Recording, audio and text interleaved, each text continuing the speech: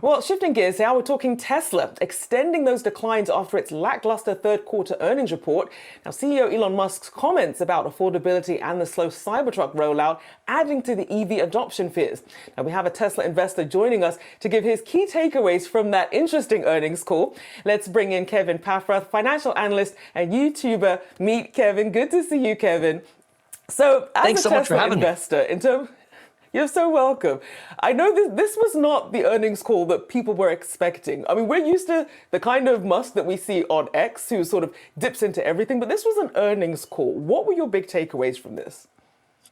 Oh my gosh, this was terrible. I feel bad for him. Look, he's got a lot of things going on, legal battles, custody battles for his kids now, but it doesn't justify acting like Trump on Twitter, stonewalling the SEC or the European Union, and quite frankly, turning into a little baby on the earnings call. I mean, he was almost in tears. It showed a complete lack of leadership.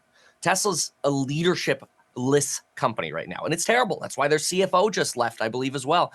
And this is a slap in the face to everyone. It's not just the shareholders, but it's a slap in the face to the other managers who are still there and the over 100,000 employees at Tesla.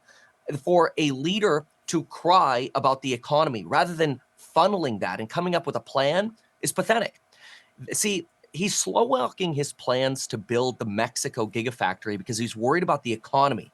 He's afraid, but he should channel that. And he should instead negotiate with the Mexican government, provide a clear formula. Rates go up, prices come down. It's not that hard. But Tesla still has industry-leading margins, over 16.3% go into gross profit. Out of every $100 they make, $16.30 go into gross profit, beating every other American EV manufacturer and even a legacy auto manufacturer. They have so much going for them, but they should provide a clear formula. They should advertise to higher income areas, and they should provide a clear path for margin expectations. We got none of that. We got a leaderless Elon Musk who was afraid to be on an earnings call, who sounded beat down and like somebody who's basically leading Tesla into a directionless path forward. It's disgusting. Well, Kevin, regardless of how you interpret Elon Musk's comments, we are seeing that reverberate throughout the EV sector. You look at where shares are among Tesla's competitors, all down,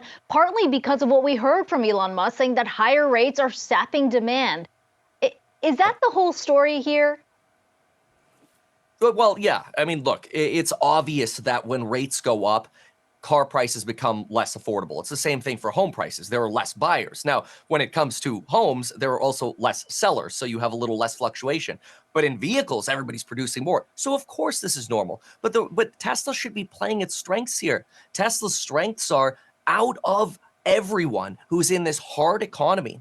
Tesla is still generating massive profit per vehicle, massive free cash flow. The only pure play EV in America to actually be generating this cash flow. There's so much potential. They're so close on autonomy. They're so close on a revolutionary new vehicle, the Cybertruck, which is an exoskeleton rather than an internal skeleton for a vehicle. These are great products, and the people at Tesla should be cheered for this. But we need to know the lights at the end of the tunnel rather than hearing a complaining CEO who's not actually providing that path.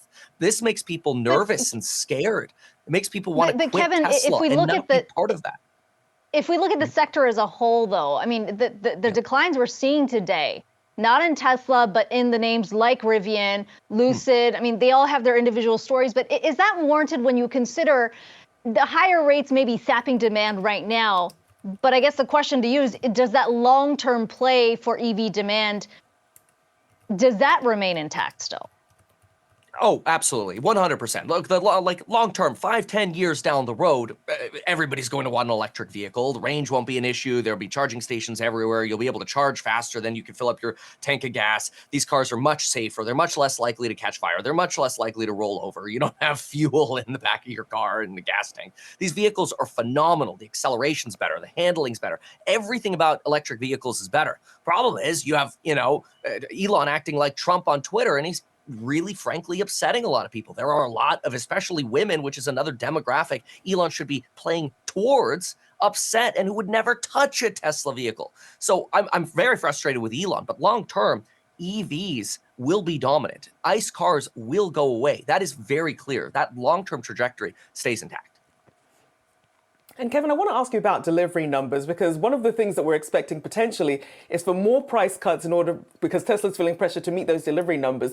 But I want to talk about the game changer that's supposed to be the Cybertruck. I want to play you this soundbite from the earnings call from Musk. We dug our own grave with Cybertruck. It is going to require immense work to reach volume production and be cash flow positive at a price that people can afford. It will take, I don't know, a year to 18 months before it is a significant positive cash flow contributor.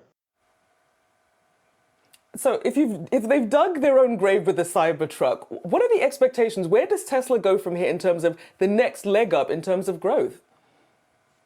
You know, really, I'm shocked that he would say something like this. The Cybertruck, and he mentioned it in another part of the earnings call as well, the Cybertruck could be the leading source of cash flow for Tesla in the future.